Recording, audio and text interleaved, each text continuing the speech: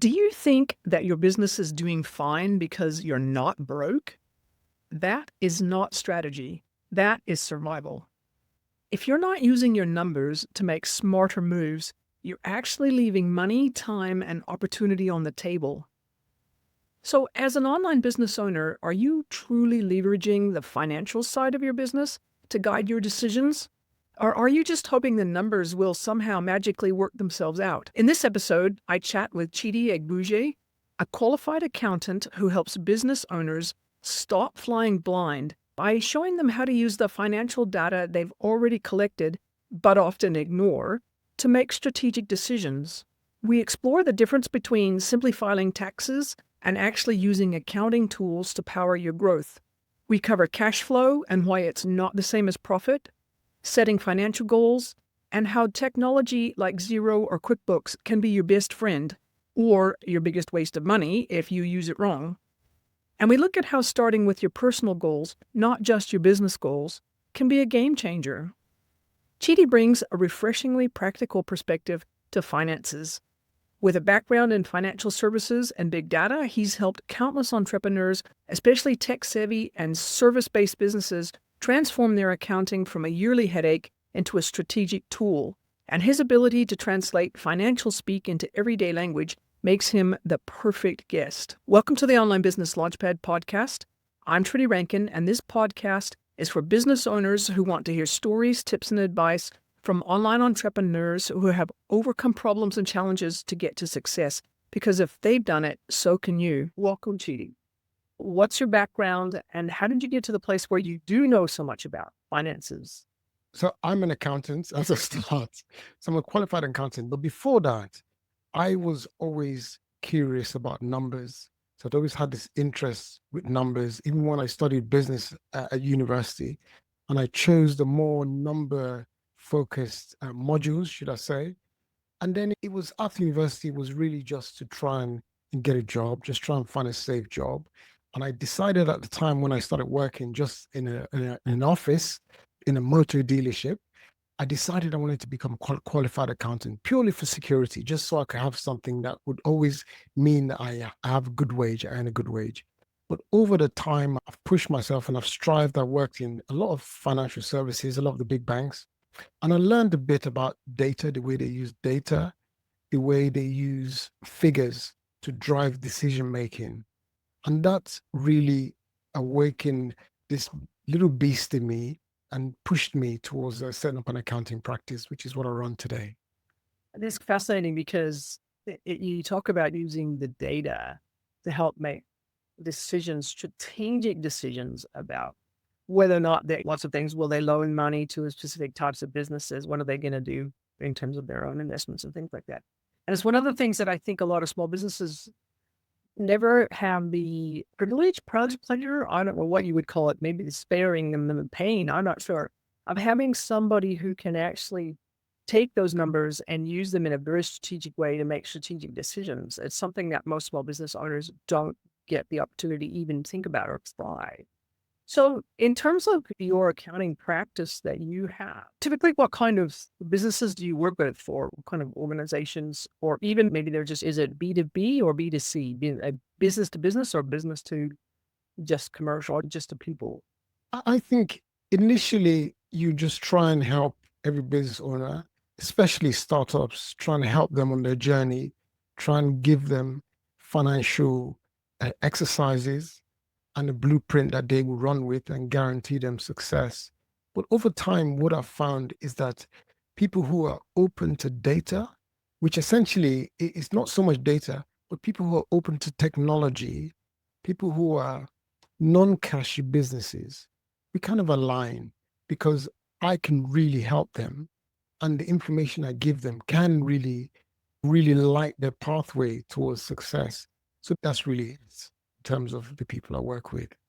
So total focus on tech businesses, SaaS or software as a service startups, or I think that's the sweet spot, but along the line, there's agencies and there are people who actually also fit the bill in the sense that they're businesses that you can see because there's always something when you talk to somebody and you try and introduce a bit of technology, which is really the world we're in today.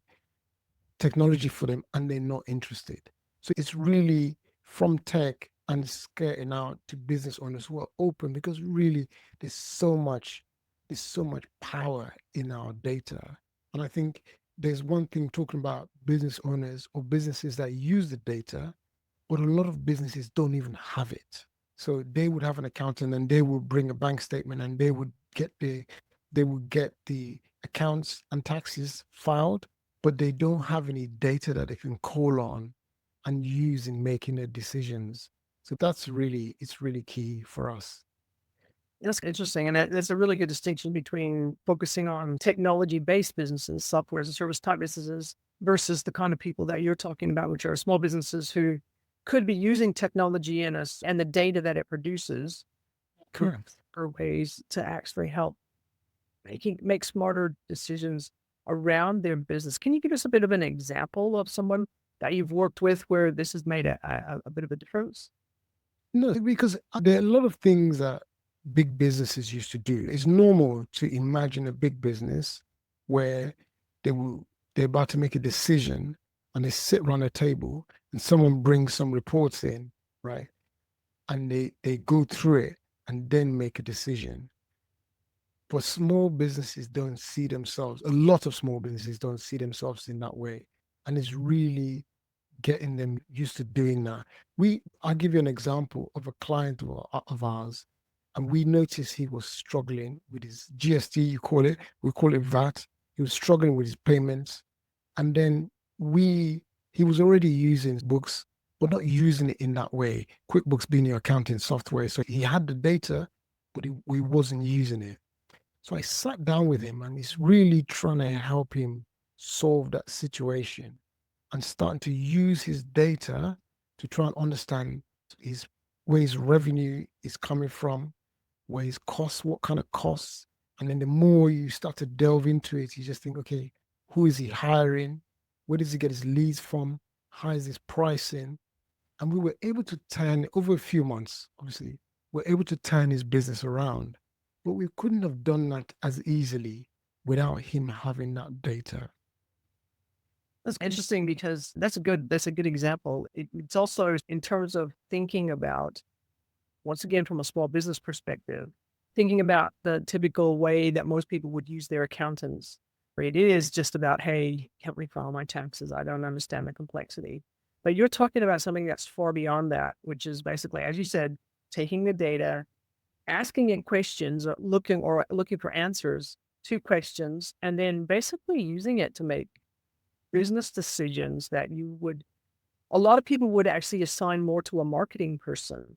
Where are our leads coming from? Who's paying the most? What are our best customers? Those sorts of things.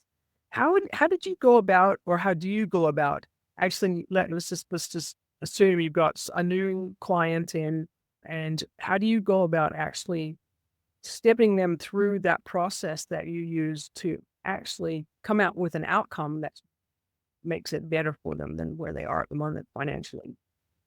So that's a great question, right? A lot of business owners will go into business with an idea. So they've got, this is what I want to do. I'm going to start my own business doing this.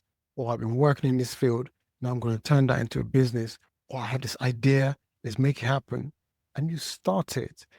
But a lot of times, that starting position is really what we then follow, right? But we don't take the time to stop and think, where is my ultimate destination? And an ultimate destination not limited by what we perceive our current performance level is. That makes sense. If you ask someone to say, look, you run, let's say, 14 minutes for 100 meters, and they go, what would you like to run? And you think, because I run 14, maybe 13 and a half, because I'm comparing it to where I am at the moment. So really, then if you're going to run 13 and a half, you haven't really got to make much changes. You haven't got to tweak much. Maybe just add another hour or another few minutes to your runs, and then you get 13 and a half. But if I said, look, I want to do 10 seconds, then it's, whoa, maybe you need a coach now. Maybe you need to start going to a track. Maybe you need this, maybe you need that. And those are the kind of things I think about. To bring that back into business life is let's start with our goals. And when we set those goals, let's try and remove any shackles as linked to our current perception of our performance, right? Or current performance levels, right? And then that's when all the data comes in, all the planning comes in to understand what we need and how we need to be operating to hit our goals. And that could be money, that could be time. There's a variation of goals that we might want to have. But that's for me, that's normally a starting point, because that really then it opens up the conversation, and we start thinking strategically, and we start having to implement things that maybe we wouldn't have thought about if we didn't have that conversation. It seems like that process is very intricately interwoven with what a lot of businesses don't do and they should do, and that is regular planning. Basically, what's our vision? What are our goals? What do we care about? What are we trying to achieve?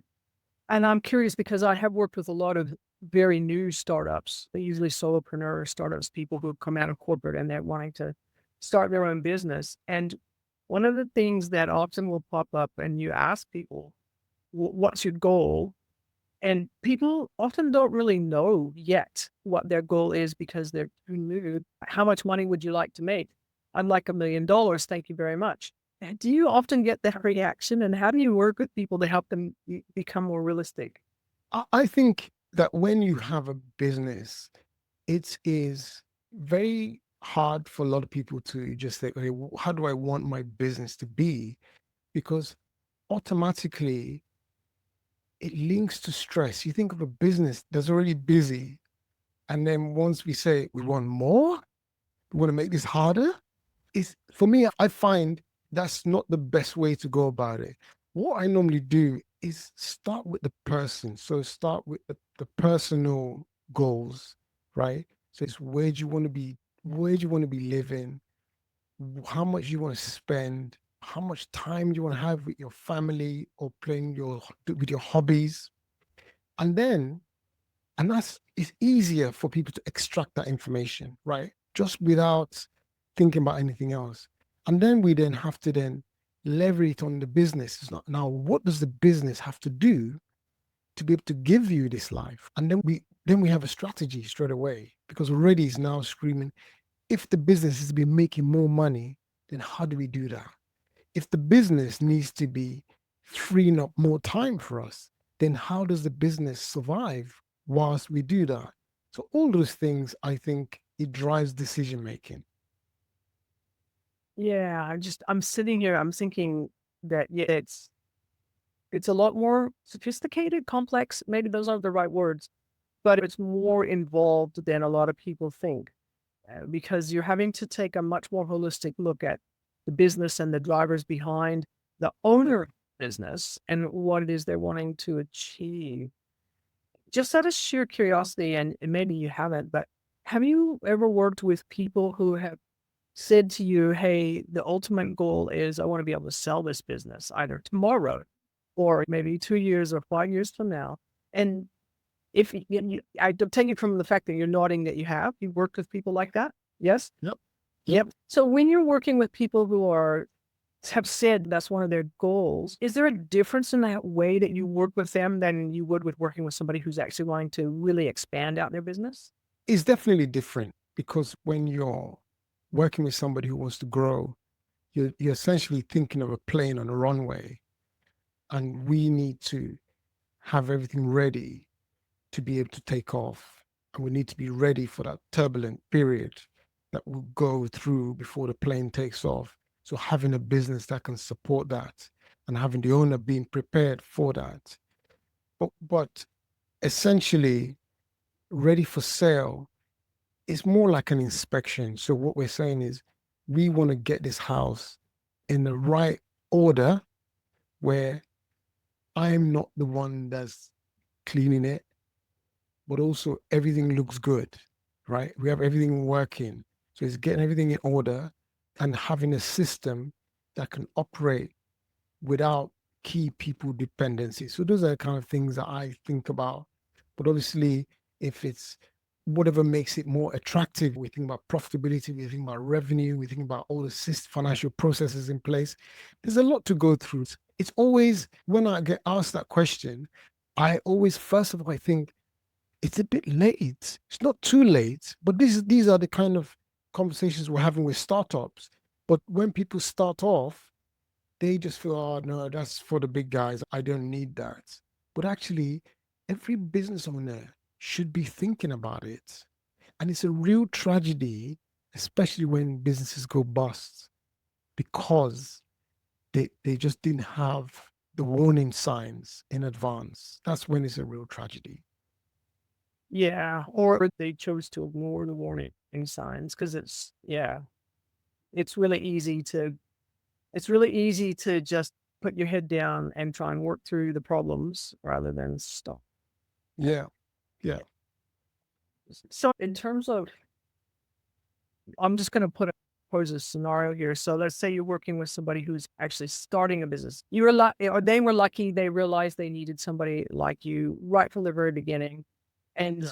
they've come to you and said, "Hey, I'm getting started. What can I do to make sure that my business is I'm going to make it to the time when I might want to sell it, and B, get set up so that it's going to help me achieve my financial goals." What kind of process and what kind of questions do you ask them, or how do you get them to help get set up well enough so that they can survive? And I think that's a dream. Those are dream scenarios, right? Because when you have someone thinking like that from the beginning, it's great, because what happens then is, one, you get to prove your idea, your concept, you get to prove it out, because you can do a budget, you can forecast it based on some realistic assumptions, right? And that gives you the confidence that you're actually going in the right directions. Then you have your clarity on your goals, which would mean that from clarity of your goals, you know where you're heading. And from where you're heading, I could go as far as 5 years. You can dissect down to three. You can break that down into 12 months. You go down 90, you go 3 months, 90 days. And that means that this business owner has now got targets that they're working through. So they're not going stagnant in the business. They're constantly thriving towards something. And you have that measure to compare where you are in a month, in 3 months, to say, where are we? Are we hitting where the targets that we wanted to set? Or do we need to rebase and realign those goals? But to make all of that happen, you have your financial systems and processes in place to help you with measurement, to help you with reporting, right? And beyond all of that is cash flow. You're able to forecast your cash. So you're able to understand and see in advance rather than looking behind. You see in advance and see what dips are coming or what opportunities you have to save money.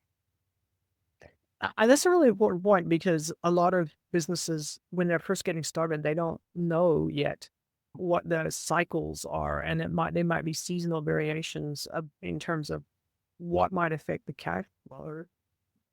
And I'm just a little bit curious because I know that for people who are just getting started or people who in their past careers haven't really had to deal with financial matters in their roles. So could you just quickly just define for our listeners the difference between sort of cash flow and basically the other variations and the finances that come in terms of how that impacts what they're doing? Cash flow. So what happens a lot of times is, as people, personally, what we're used to doing is look on the app. Now we could do that. Look on your bank statement app. How much have I got? That's how much I've got. At some point in my life, I used to have a spreadsheet that used to track, that used to track my salary and my spending. And so before, at the beginning of the month, I already knew roughly how much spare cash I had for shopping or for hobbies and things like that.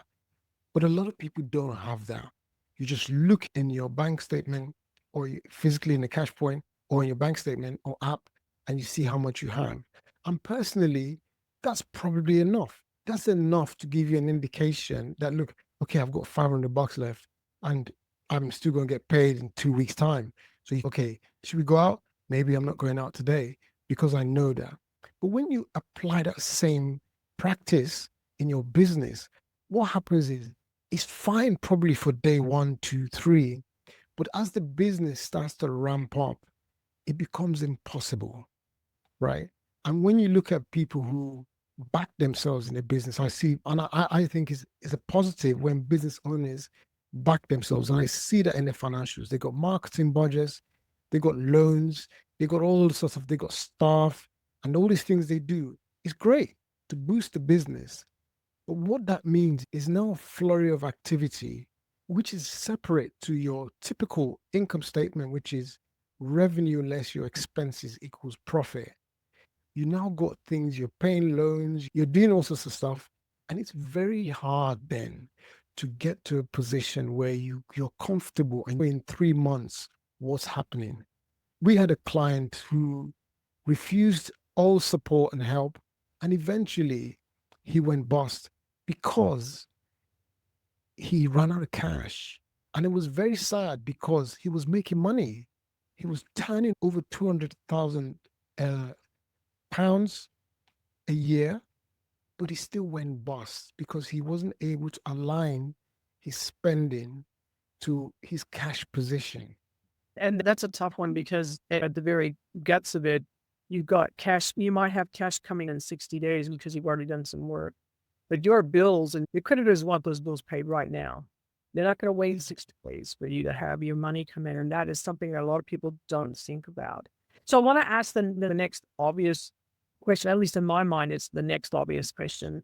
And that is that yes, given the complexity that starts to arise when if you've got staff, then you've got to pay them their wages.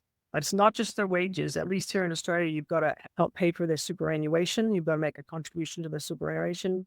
You've got to be putting aside money for tax. That's taxes at the end of the year. Plus, it's also GST or VAT or what we might be state sales tax in the US. There's a whole bunch of things where the impact isn't immediate and obvious. And you look at your bank statement and you go, yeah, I've got lots of money here. Let's go and buy something new.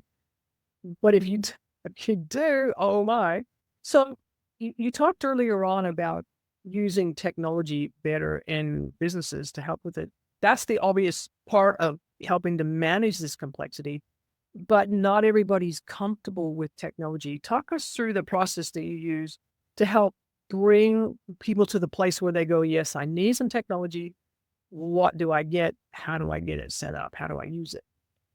I think, and that's a good question. I think if you haven't got a straight, so you have some people who are like consultants or contractors, as they say, and you have a very straight, very linear path business kind of model, right? What that means is you can always say, look, this is my 100K or 150K. Here's my little few costs, and that's my profit. Then it's a hard sell for someone to be telling you you need to get this software, you need to get this, you need to get that.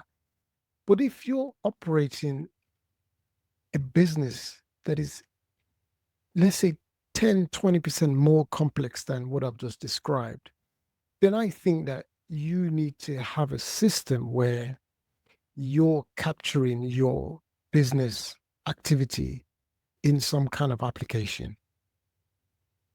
Because what that means is then you have a base that you can compare to the future, and you have a base that you can use to forecast, and you can really plan ahead, even when it comes to just thinking about your tax efficiency.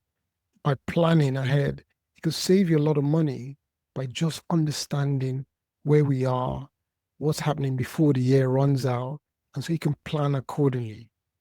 All right, that is a very pertinent point because I'm just thinking about my own business. And I use a tool called Zero, which I find extremely useful and helpful. And I have to say that one of the best things that it's done for me is the amount of time that it saves me when I'm preparing my GST returns. Because all you do is click a button and all the data is already there, already collated. So easy. And if you think about it from that perspective, the amount of time and stress and pain that you save yourself by having a software tool is immense.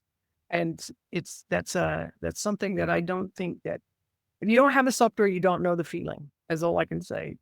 My question to you is, do you work with people who, or what types of software tools are out there that you are familiar with that your different clients might potentially be using? We've mentioned three, but And so I think this is it's a moving feast, is a constantly evolving area, and we can record this, and in a year's time, what we've headed will be so different because you have a lot of the banks, a lot of the smaller banks, they're offering free software. Some of them are already lining themselves up to penetrate that market. But for me, I stick with the trusted two, which are QuickBooks and Zero. And I just think some business owners will quibble about the cost of it, right? But for what you get, it's an absolute no-brainer, right?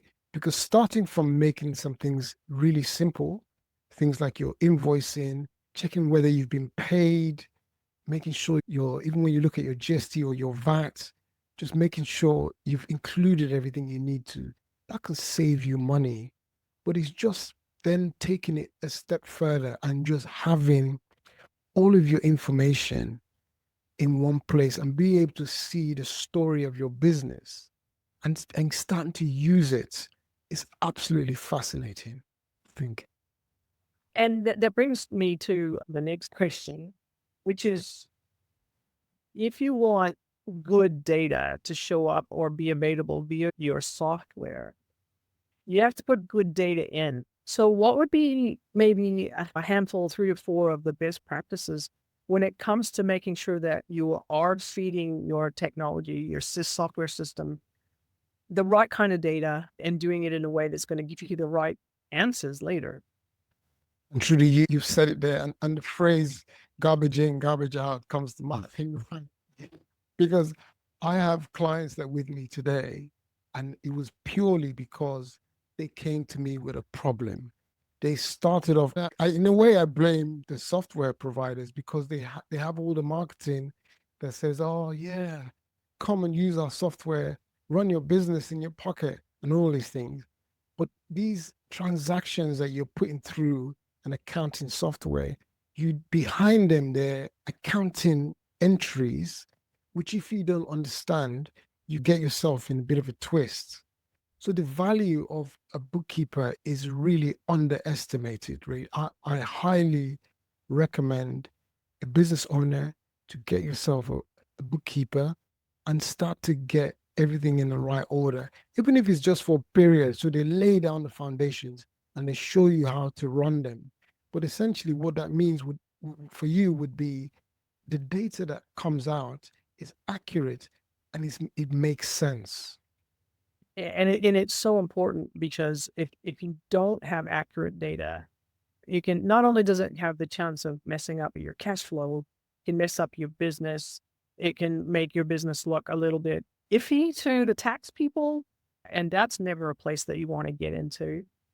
But it just that whole discipline, especially for people who don't feel that comfortable with numbers potentially, that discipline's really important. So just out of sheer curiosity, out of the people that you work with, do most people feel comfortable with numbers and with the discipline of making sure they've got clean data into their system? Are they comfortable with that or do they have to learn? It varies really, but I'd say majority of them have uh, the approach they have is really it's like going to a car mechanic and just parking your car. Just tell me, I hear this noise, just fix it. Tell me when it's done, I'll pick it up. And you're not really interested in knowing what they did and how they did it. And my advice and encouragement for business owners is really get to understand what's happening in your business. Don't delegate all of your accounting to your accountant and not know what is happening. If it's too difficult or if you don't understand it, if someone sends you a report, if you don't understand it, just send it back. Get them to understand, to explain it in a way that you can understand. Because I think and I don't blame some of the accountants, they spend a lot of years studying, and they're charging you fees, and maybe they feel they have to justify it. So there's always big words and big acronyms that they're throwing at you, but it shouldn't have to be that way. Just get them to explain it to you in a way that you can understand, because the closer you are to your business, the better the business will be, because there will be some knowledge that the accountant doesn't have that you have, or you might be in a position to make it, to start a project or sign a deal, and just having a bit more knowledge about the financials behind your business would really empower you to make better decisions. Yeah, I'm just thinking in terms of the experience that I've had, and also that talking to other people is that having access to somebody who's got the ability to give you their expertise and stuff. You can, I'm just thinking out loud here. How would, for our listeners, how would you like it if you thought you had to pay, let's just say you had to pay $1,000. This is really small, but $1,000 in tax. And you went to your accountant and they went to your work, your data, you'd spent your time during the year trying to make sure that you were very careful and clean. And they come back to you and said, hey, nice clean data. Did you know that according to this rule, and well, I know about your business, we can actually save you a lot of money. You only need to pay $100 worth of tax. How many people would really like to have that happen to them? And so I think that the role, that the system, the clean data, and the fact that somebody's who's a small business owner has gone to the effort to understand what those numbers are telling them in terms of a story is really important. And I'm just going to add to that just a little bit because I know so many people who really struggle with that part, turning the numbers into a story that makes that adds to them. Do you have a way that you help people do that? I think one of the phrases I've been saying for maybe 20 years now is every number has a story, right? So you have to have a base to produce a number, but it's then trying to understand what those numbers mean. But you have to have, it's like a dance partner. You put the music on, you need someone to dance with. You have to have someone that's actually really interested in that, somebody who has the ambition. And when I started in business, it was, I couldn't really understand how you could have a business owner because they've taken that brave step. And I admire all business owners to take that brave step, but then actually not have the ambition. And it does happen. You have people who set up a business, but they just, maybe they set it up because they just didn't want to go into that office and have that old boss. They don't want no more of that. But they don't want no stress. They don't want to work too hard. And like I mentioned, my analogy about the plane, for a plane to take off, there's a pressure period on the runway, the acceleration, the vibrations. It's real. And a lot of businesses need to go through that, come out the other side when it's calmer in the sky. But maybe that investment, or that the investment level is too much for a lot of business owners. So it's really having people who are aligned with the same goals, because if you don't want to move, it's pointless helping you. It's pointless feeding you data if you don't want to do any of it. So really, once you find business owners who are, you can offer them ideas and options and they're bought into it, then that's that match that is made where you can really help them, provide them the data, find the time to schedule sessions with them, have a goal setting session with them. From there, we have targets that we then manage and track and discuss periodically to make sure they're still striving and working towards that goal. And that I think is the crux of it because it's so easy to drift off. You set your goals. You might have the best intentions in the world, set your goals, and then it doesn't take long to drift off. Something happens, it goes off sideways. I've got one more quick question that's from which I'm curious about myself personally.